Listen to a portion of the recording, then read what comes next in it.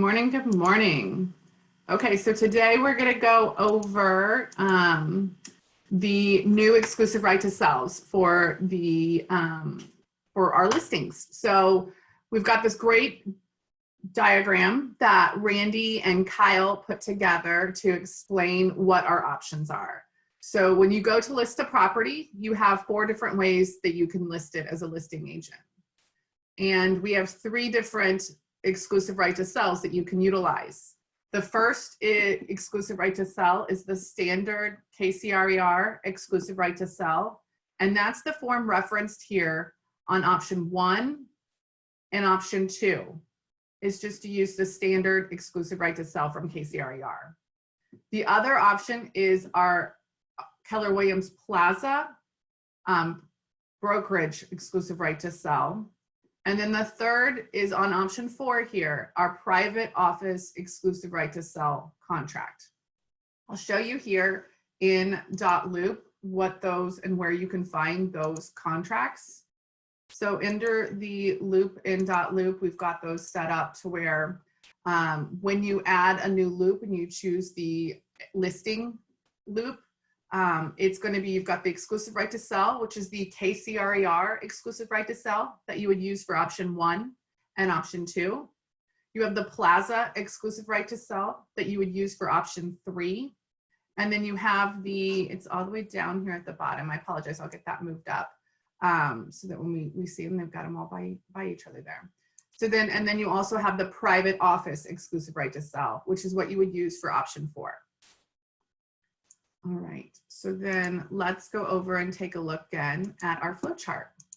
So on our flow chart, the first option using that standard KCRER exclusive right to sell is going to be something that when you're listing a property and it's going to go in the MLS within 1 business day. So you're listing it and putting it in the MLS immediately. You would just take it live. So it'll be option 1, go live.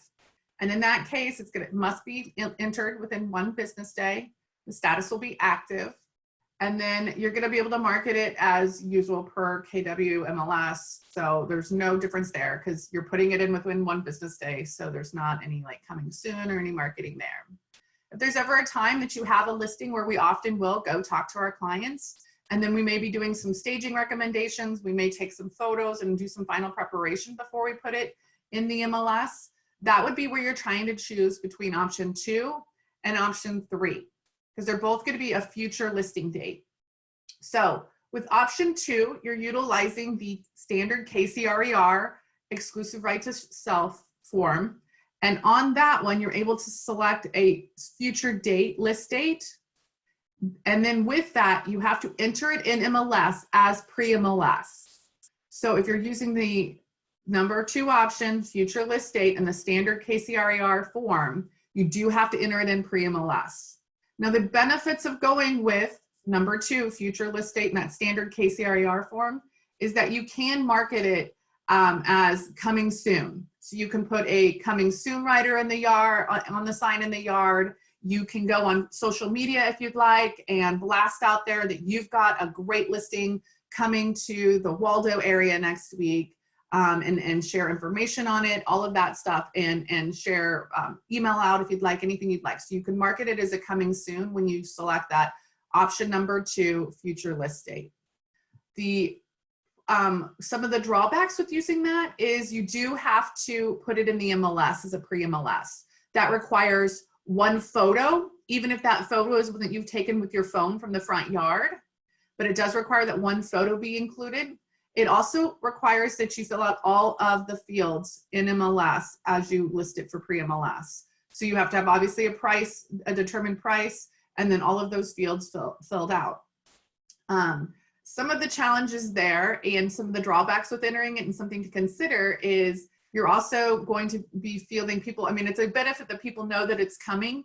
You also often, when we have things in pre-MLS, you've got agents that are calling and begging to get in early. And hey, I've got someone from out of town. They're only going to be in town this weekend.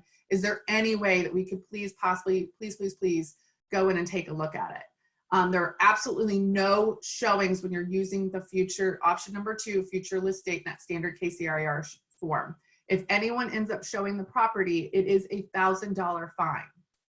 Now, if you were to have it in pre-MLS and they decide to switch it and take it live earlier, and you start showings earlier, it needs to be in MLS within 1 business day and opened up to everybody for showings.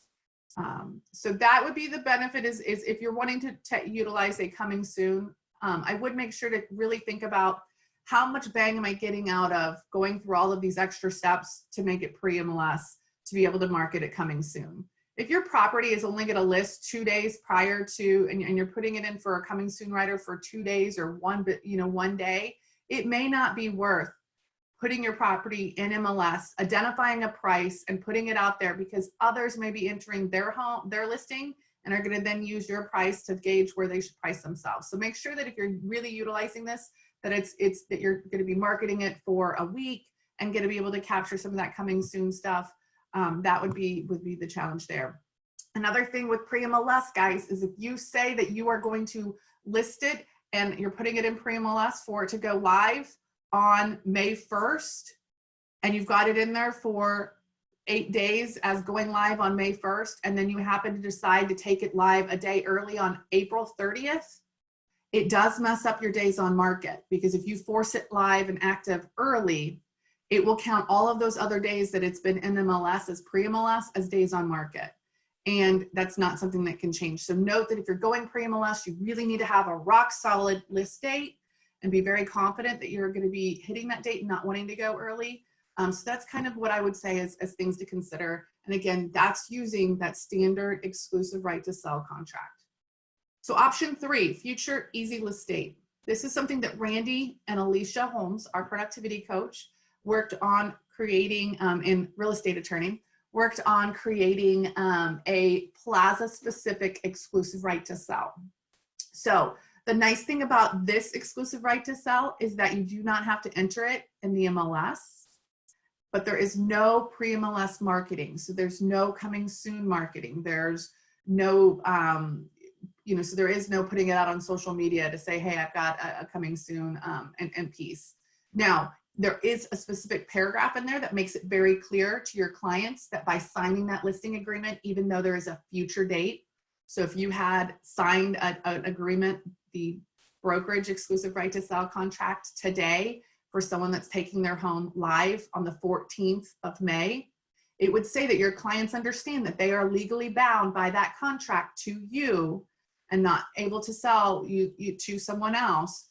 Even though their house is not going live in the MLS until the 14th of May. So it's giving you that protection that they can't go sell it to a neighbor or a friend at work between now and the 14th of May. However, it is making it to where you don't have to enter it in pre-MLS and go through all of those hoops. So it's a way to protect you. And the cons I would say is that you're not going to be able to do that coming soon marketing. So that would be the only difference and the kind of the swing and benefits. Okay, so then the last is the private office exclusive right to sell.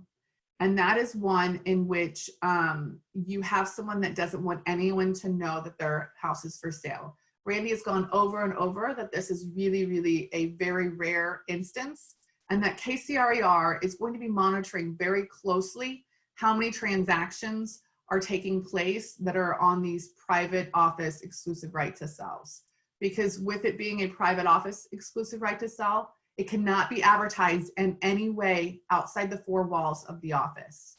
And that's exclusive right to sell. The office, our Keller Williams Plaza office. So it's not Keller Williams as a whole, it's our office specifically.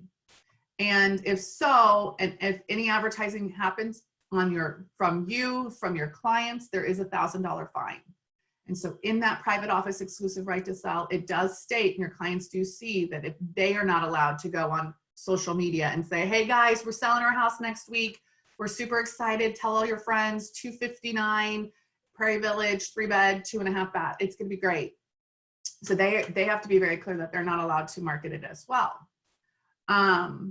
This, again, he said, is when it's a high profile divorce, it's a Patrick Mahomes that's selling his property. This is not meant to be just, someone, what permanent waivers were and pocket listings. It's really that is not the purpose of this. If you have someone that you think would be important to fall under this, I would highly encourage you to reach out to Randy before having that conversation with your clients.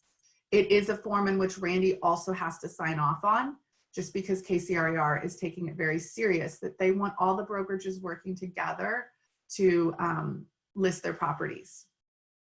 So are there any questions between those 4 different options?